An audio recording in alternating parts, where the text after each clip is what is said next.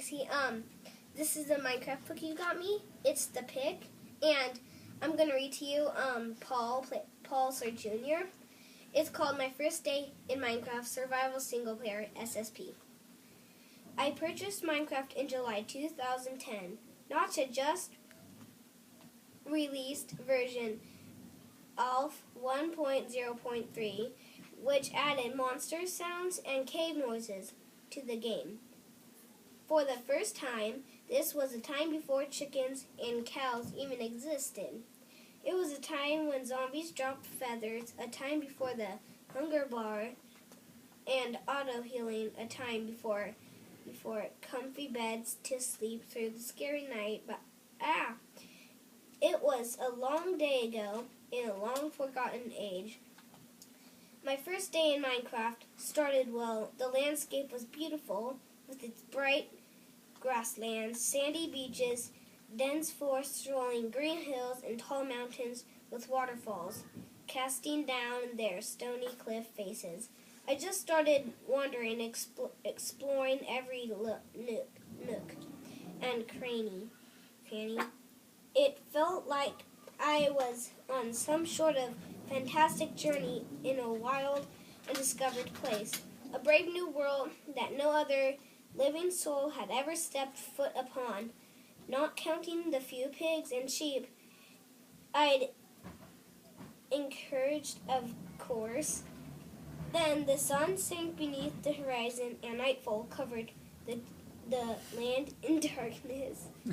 That's when I discovered I was not alone in my world, and that I shared with a variety of terrible monsters. Zombies, skeletons, and giant spiders were literally popping out of the dark all around me. Not surprisingly, they don't seem particularly interested in sharing their world.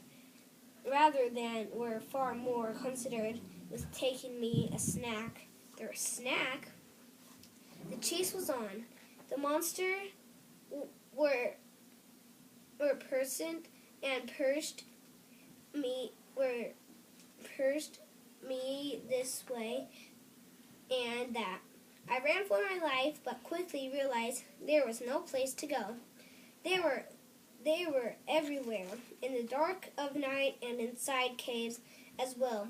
I had no light source, no shelter to hide in, and no weapon. So I did the one thing I could do. I continued to run. It was during this mad dash for survival that I met my first creeper. I had no idea what it was, since it didn't resemble any typical monster or creature from familiar lore or legend. At first glance, it appeared to be harmless. It didn't have any sort of visible weapons.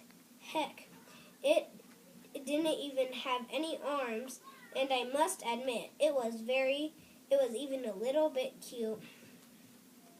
Maybe it's friendly, I reasoned.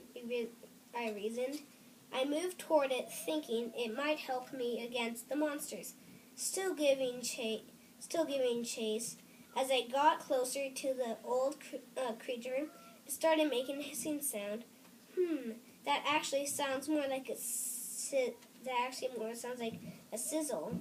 I thought to myself as I came face to face with the strange, adorable creature, and then I started to expand. Kaboom!